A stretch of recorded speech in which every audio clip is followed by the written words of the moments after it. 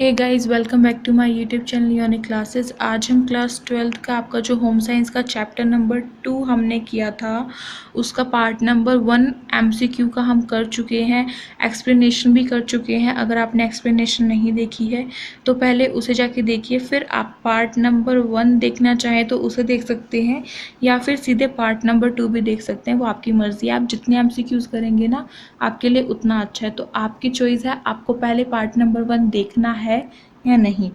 अब देखिए, पहला है हमारे पास नैदानिक पोषण में क्या जीविका है। तो नैदानिक पोषण में क्या जीविका है, आप सभी ने पढ़ा है। इस टॉपिक के बारे में मैंने एक्सप्लेनेशन में पूरे जो एक्सप्लेन किया है अच्छे से, कि नैदानिक पोषण के फील्ड में क्या हम कैरियर क्या पा सकते हैं, क्या चीज़ हम आगे बन सकते हैं, वो सभी बातें मैंने आपको बताई है। क्या क्या कोर्स करने हैं, ये सभी बातें आपको बताई है। आप अपने फ्यूचर में ऐसा कुछ कर भी सकते हैं। ये खाली आपके रटने के लिए नहीं है, ये आपको इसलिए समझाया जाता है ताकि आप फ्यूचर में अपने इस सब्जेक्ट से, इस टॉपिक से आप आगे कुछ कर सकें, जिन बच्चों का इंटरेस्ट है। तो देखिए, इसके ऑप्शंस है। पहला है पुलिस, दूसरा है अध्यापक, तीसरा है उद्योगपति और चौथा है उपरोक्त सभी। तो यहाँ पे जो पुलिस और उद्योगपति हैं, दोनों क्या हो जाएंगे, कैंसिल हो जाएंगे, क्योंकि जो पुलिस है वो नैदानिक पोषण में जीविका पूछी गई है। और नैदानिक पोषण किससे होता है, हमारा बीमारी के टाइम पे जब हम पोषण लेते हैं तो उससे हो सकता है। तो उससे हम क्या बन सकते हैं, एक तो हम आहार विशेषज्ञ बन सकते हैं, एक हम अध्यापक बन सकते हैं, यानी कि जो, जैसे कि अब मैं हूँ, मैं आपको इसके बारे में जानकारी दे रही हूँ, इस चैप्टर को पढ़ा रही हूँ, तो मेरे को भी ये पढ़ना तो पहले पड़ेगा। अगर मैं नहीं पढ़ूंगी इसके बारे में तो मैं पढ़ा नहीं सकती। इसीलिए आप अध्यापक भी बन सकते हैं, आप रिसर्च के थ्रू भी जा सकते हैं आगे, जिसके लिए हमें पीएचडी करनी पड़ती है। तो इसलिए इसका करेक्ट आंसर ऑप्शन नंबर ख हो जाएगा, यानी कि बी। देखिए, आपका अगला प्रश्न आ गया है, मोहन को दस्त हो गए हैं। जो मोहन एक लड़के के नाम से दिया गया है, एक एग्जाम्पल, को दस्त हो गए हैं यानी कि लूज मोशंस हो गए हैं, तो डॉक्टर उसे, ये जो आपको शॉर्ट फॉर्म है डॉक्टर की, जो मैंने यहाँ पे लिखा है, डॉक्टर उसे क्या देगा जिससे उसके अंदर पानी की कमी न हो। तो जब हमें लूज मोशंस हो जाते हैं तो हमें डॉक्टर क्या देते हैं, ORS जो है उसका पाउडर देते हैं। वो पैकेट में आता है, आपने ले भी रखा होगा कई बार। तो वो पैकेट को हमें पानी में मिलाकर अगर हम उसे पीते हैं, यानी कि एक गिलास पानी में अगर हम उसे मिलाकर पी रहे हैं, तो उससे हमारे अंदर पानी की कमी नहीं होगी। इसीलिए इसका correct answer option number B हो जाएगा, ORS। ठीक है, बाकी सभी आपके गलत आंसर्स हैं, क्योंकि YSR और USR और OSO ऐसा कुछ भी नहीं होता है। और एक और बात आपको ध्यान रखनी है, मैं जो भी MCQ कराती जा रही हूँ, साथ के साथ आंसर दीजिए, आपके लिए अच्छा होगा। मेरा इसमें कोई बेनिफिट नहीं है, आपके लिए ही कराया जाता है ये सभी, कि आप कमेंट में आंसर दें, ताकि आप अपने आप को चेक कर सके कि आपको कितना आता है और कितना नहीं। अगला प्रश्न है हमारे पास, ऐसा आहार जो रोगी की चिकित्सीय आवश्यकताओं को पूरा करने के लिए विशेष रूप से समायोजित किया जाता है। तो हमें ऐसा आहार जो रोगी, यानी कि जो बीमार है, उसको देने के लिए बताया जाता है, विशेष रूप से समायोजित किया जाता है। वो कौन सा होगा, यहाँ पे देखिए, पहला ऑप्शन है संतुलित आहार, दूसरा है पौष्टिक आहार, तीसरा है संशोधित आहार और चौथा है नैदानिक आहार। तो इसका करेक्ट आंसर क्या होगा, जल्दी से जाके कमेंट बॉक्स में बताइए। और आपके लिए जो प्रीमियर है वो लगाया जाता है, इसलिए लाइव में मत बताइए, क्योंकि लाइव में मैं आंसर जो है वो बाद में ना तो देख पाती हूँ और ना ही उनके आंसर जो रिप्लाई है वो आपको दे पाती हूँ, इसलिए कमेंट में बताना है आप सभी को।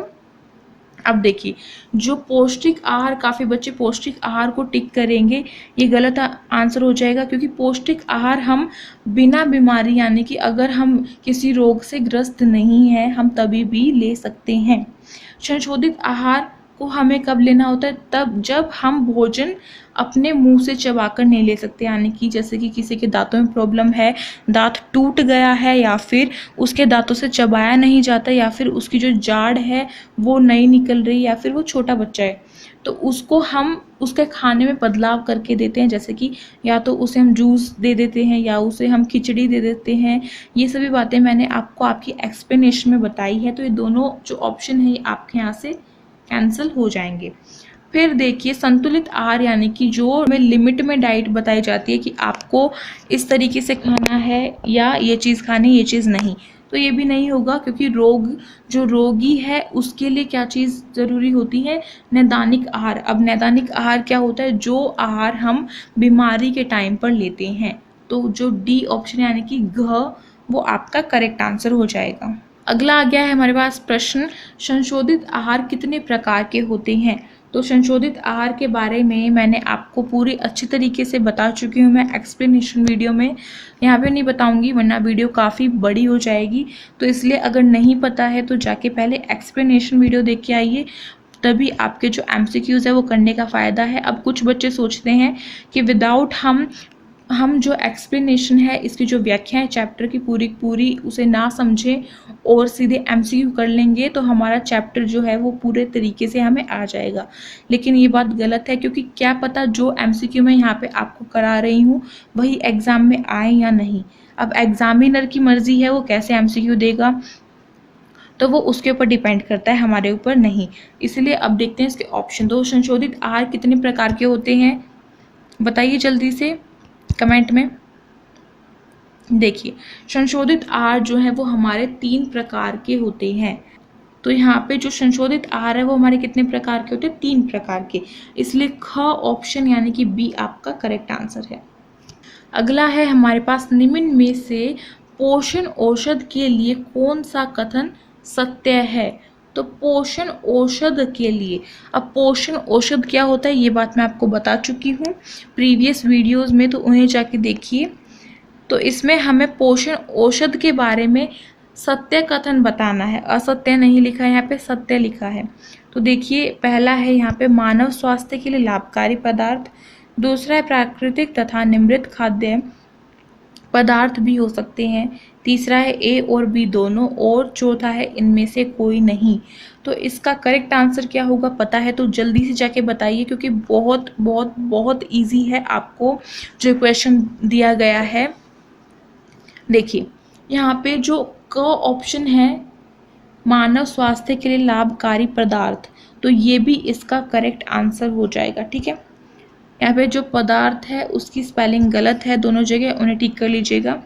फिर जो ख है प्राकृतिक तथा निम्रित खाद्य पदार्थ भी हो सकते हैं, तो ये भी बिल्कुल करेक्ट आंसर है, यानी कि बिल्कुल जो हमारा करेक्ट आंसर होगा वो क्या हो जाएगा, ऑप्शन नंबर सी, ए और बी दोनों। क्योंकि जो पोषण औषध है वो ऐसे पदार्थ होते हैं जो हमारे स्वास्थ्य के लिए काफ़ी लाभकारी होते हैं, और साथ ही साथ हम उन्हें कैसे ले सकते हैं, हम चाहे तो उन्हें प्राकृतिक तौर पर ले सकते हैं, यानी कि जैसे हम खाना खाते हैं दाल चावल रोटी सब्जी और खिचड़ी जूस फ्रूट्स खाते हैं हम, तो उनके उससे भी हम उन्हें ले सकते हैं, या फिर डॉक्टर की सलाह पर हम निम्रित खाद्य पदार्थ यानी कि जो मानव के द्वारा बनाए गए हैं, केमिकल्स जिनको हम रसायन बोलते हैं, वो दवाइयों के थ्रू हम ले सकते हैं। तो ऑप्शन नंबर जो ग है यानी कि सी, ये आपका करेक्ट आंसर हो जाएगा। और हाँ एक और बात, अगर आपको वीडियो पसंद आए तो इसे लाइक ज़रूर कर दीजिएगा और शेयर कीजिएगा अपने फ्रेंड्स में, ताकि जो आपके फ्रेंड्स हैं वो भी इस वीडियो का फ़ायदा उठा सकें।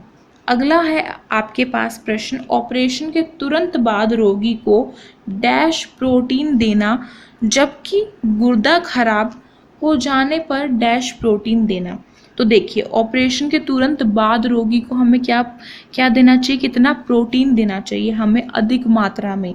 जो ऑपरेशन जब जिसका सर्जरी हुई है जिस व्यक्ति की, जिस रोगी की, उसको हमें अधिक मात्रा में यानी कि ज़्यादा मात्रा में जो प्रोटीन है वो देना होता है। और जिसका गुर्दा खराब है, गुर्दे क्या होता है, किडनी, तो जिसके किडनी खराब है उस व्यक्ति को हमें कम मात्रा में प्रोटीन देना होता है, क्योंकि जो गुर्दा है, जिसका गुर्दा खराब है, उसके लिए प्रोटीन ज़्यादा मात्रा में अच्छा नहीं होता।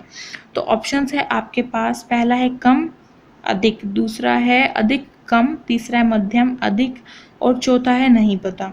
तो देखिए अगर बच्चे नहीं पता पे टिक करके आते तो ये उनकी बेवकूफ़ी है, बिकॉज कभी भी जो है बहुत मोस्टली केसेस में ऐसा देखा गया है कि जो आंसर है वो नहीं पता तो नहीं होता है बिल्कुल भी, एक आध में हो सकता है। तो इसलिए ये बेवकूफ़ी मत करके आना कि नहीं पता पे टिक करके आ जाओ, ऐसा नहीं होगा।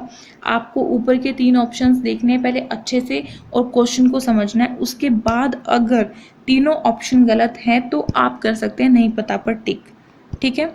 अब देखिए ऑप्शन नंबर कौन सा करेक्ट होगा, मैंने आपको पहले पूरा एक्सप्लेन कर दिया क्वेश्चन और आंसर भी दे दिया है।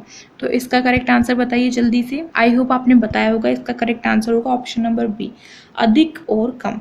यानी कि पहले जो ऑपरेशन किया है जिसका, उसको अधिक देना है और जिसके गुर्दे खराब है उसको कम देना है। अगला देखिए आपके सामने प्रश्न है, यदि कोई व्यक्ति के दांत टूट गए हैं, ठीक है, अगर किसी व्यक्ति के दांत टूट गए हैं तो वह किस प्रकार से भोजन का सेवन करेगा। तो किस प्रकार से भोजन का सेवन करेगा। अब देखिए किसी व्यक्ति के दांत टूट गए हैं तो वो रोटी सब्जी तो नहीं खा सकता है, या फिर वो ब्रेड बर्गर पिज़्ज़ा ये सब चीज़ें कुछ भी नहीं खा सकता, ना पराठा खा सकता। और चावल जो हम सफ़ेद चावल बनाते हैं उनको भी वो अच्छे से नहीं चबा सकता है। तो उसको कैसा खाना देना होगा हमें, देखिए ऑप्शन है हमारे पास, पहला है तरल पदार्थ, दूसरा है नरम आहार, तीसरा है तैयार मृदु आहार और चौथा है नियमित भोजन। तो इसका करेक्ट आंसर क्या होगा बताइए। देखिए इसका करेक्ट आंसर होगा ऑप्शन नंबर ग यानी कि सी, हमें तैयार मृदु आहार देना है। तैयार मृदु आहार क्या होता है, जैसे कि मैं आपको एक एग्जांपल देती हूँ। आपने आलू को उबाला है, आलू को उबालने के बाद जब आप उसे फोड़ते हैं यानी कि मैश करते हैं अच्छे से, तो वैसा जो आलू उबला हुआ है उसमें हम नमक मिर्च डाल के उस व्यक्ति को दे सकते हैं जिसका दांत टूट गया है, ठीक है। इसलिए ऑप्शन नंबर जो ग है वो इसका करेक्ट आंसर हो जाएगा यहाँ से।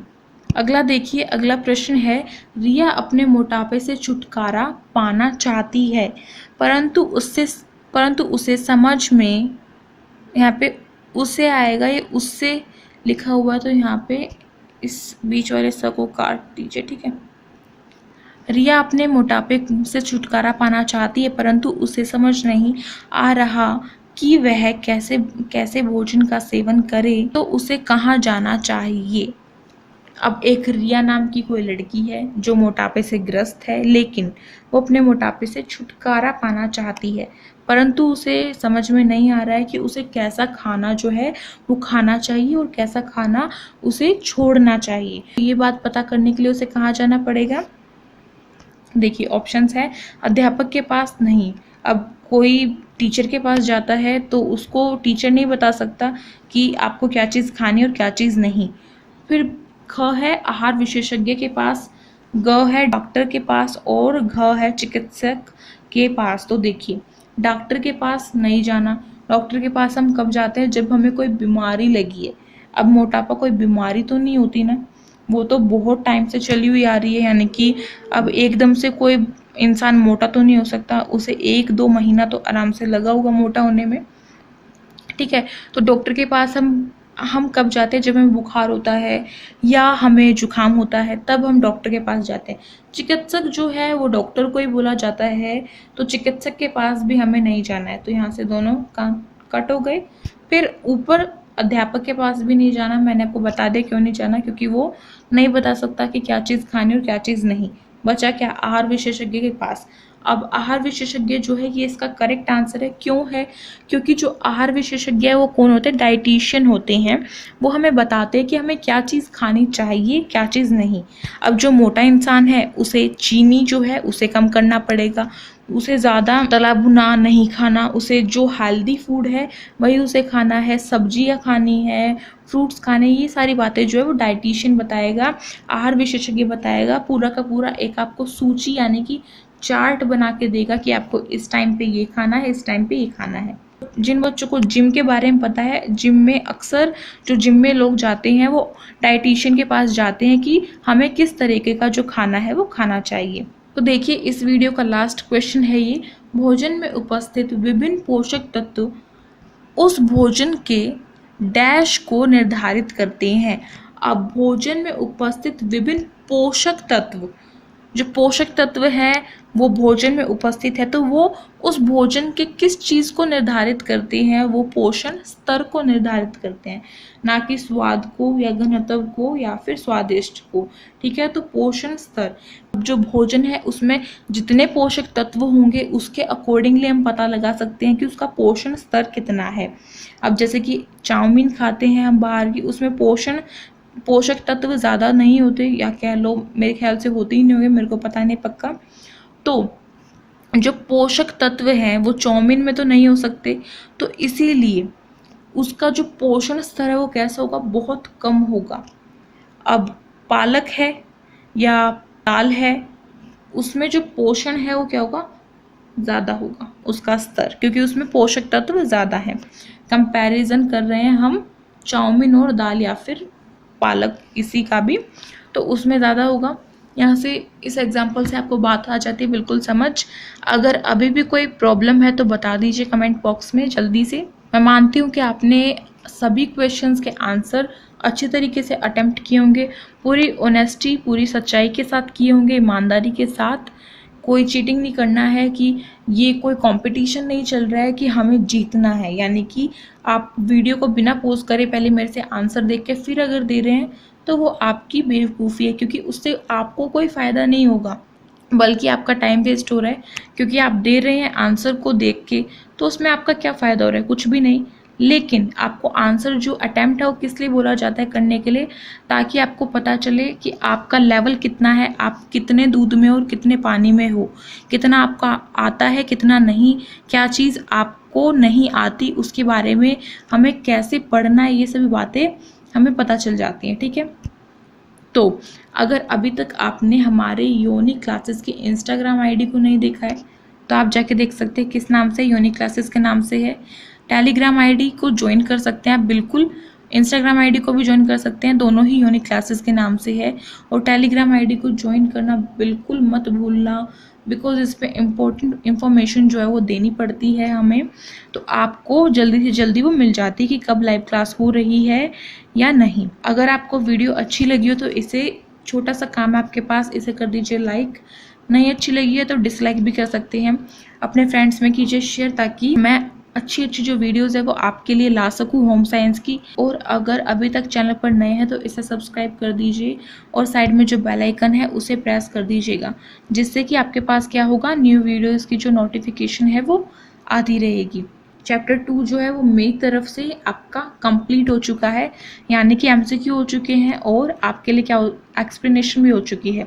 अब थर्ड चैप्टर में मिलेंगे। बात रही इस चैप्टर के बाकी एमसीक्यूज़ की, वो आपको कहाँ पे मिलेगा, ई बुक में मिल जाएगा, उसके लिए थोड़ा सा वेट कर लीजिए। आपके लिए ई बुक आ जाएगी, उसमें आपको PDF फॉर्म में एमसीक्यूज़ मिल जाएंगे, जो नोट्स हैं hand written notes chapter wise वो मिल जाएंगे। तो अब हम मिलेंगे इसके थर्ड चैप्टर में होम साइंस के, तब तक के लिए वेट कीजिए। मैं चलती हूँ, आप सभी अपना ख्याल रखिएगा। Thank you.